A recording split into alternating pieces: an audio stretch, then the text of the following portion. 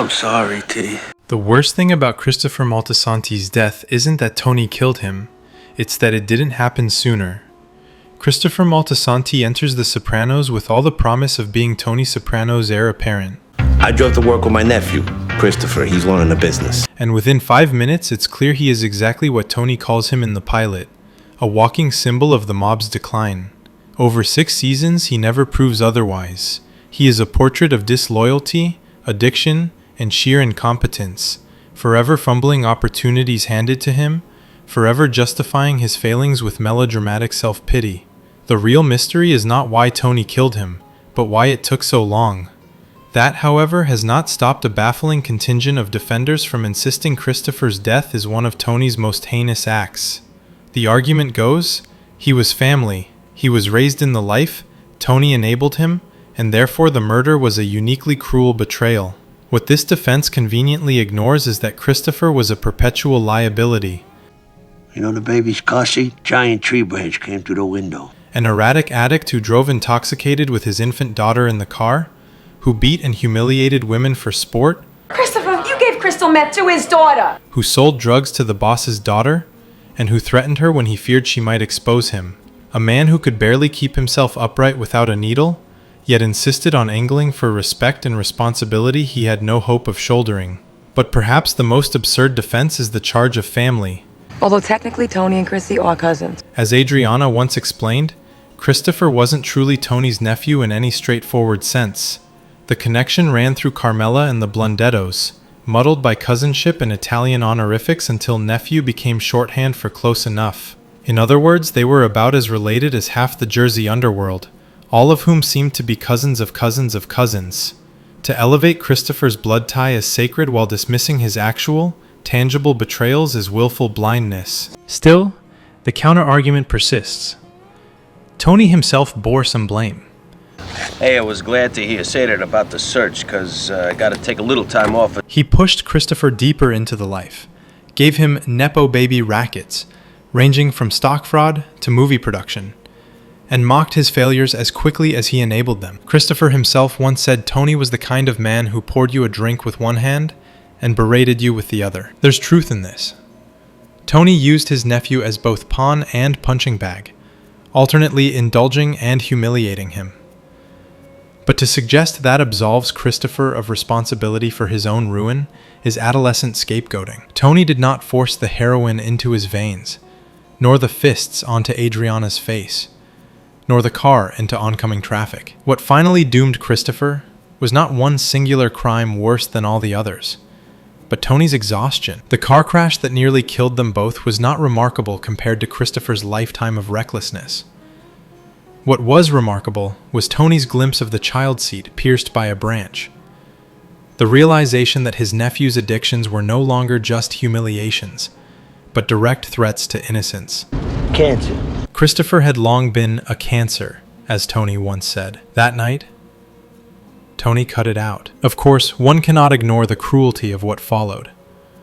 Tony felt no remorse, not even private doubt, over suffocating the man he'd once called his successor. On the contrary, he celebrated in Las Vegas by betting one of Christopher's mistresses. It was less an execution than a final, gloating insult.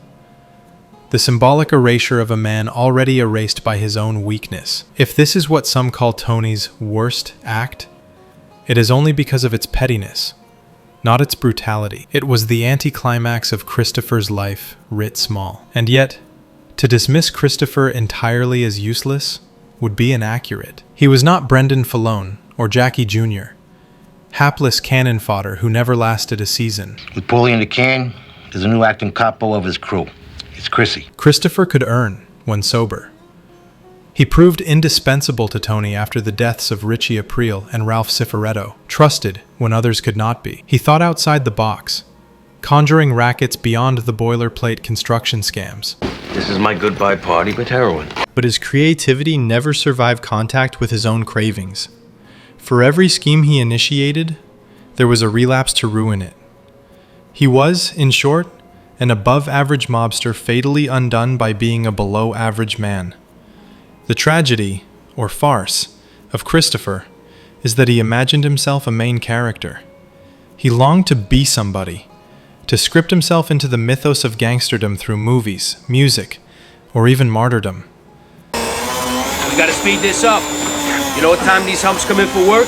But his ambition was undermined by cowardice, and his loyalty warped by resentment. He resented Tony for being both mentor and tormentor, resented his own insignificance, resented the life even as he clung to it. He wanted out, through Hollywood, through heroin, through death, yet never truly left.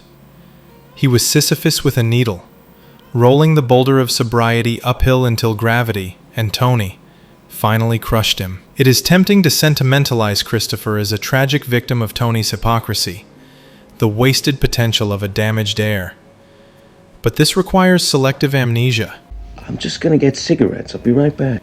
This requires forgetting the fiancée he sacrificed when she became a liability, forgetting the constant betrayals, the selfishness, the violence, the infant in the back seat, forgetting that Tony did, in fact, spare him multiple times before the final suffocation. I'm sorry, T. What makes Christopher's end disturbing is not that it happened, but how belatedly it did. The truth is simple. Christopher was a failure.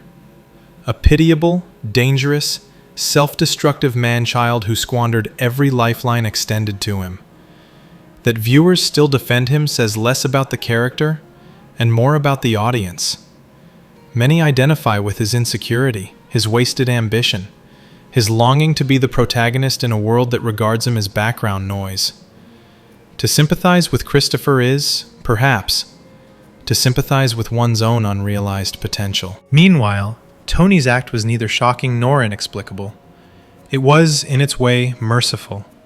Merciful to himself, to Meadow, to Carmela, even to the fictional child who narrowly avoided a branch through her car seat. What remains shocking is not the suffocation, but the stubborn defense of a man who spent 6 seasons proving he was exactly what Tony saw in him at the start. The embodiment of a dying order. Fuck Ben Kingsley. Danny Baldwin took him to fucking acting school. Christopher Moltisanti was not a martyr. He was not a saint. He was not even a particularly competent criminal. He was a junkie with delusions of grandeur, a man whose every failure was predictable and whose end was inevitable. His death may have been brutal, but it was also a mercy, both for him and for the audience. Heroin killed Christopher. Neglect kills channels.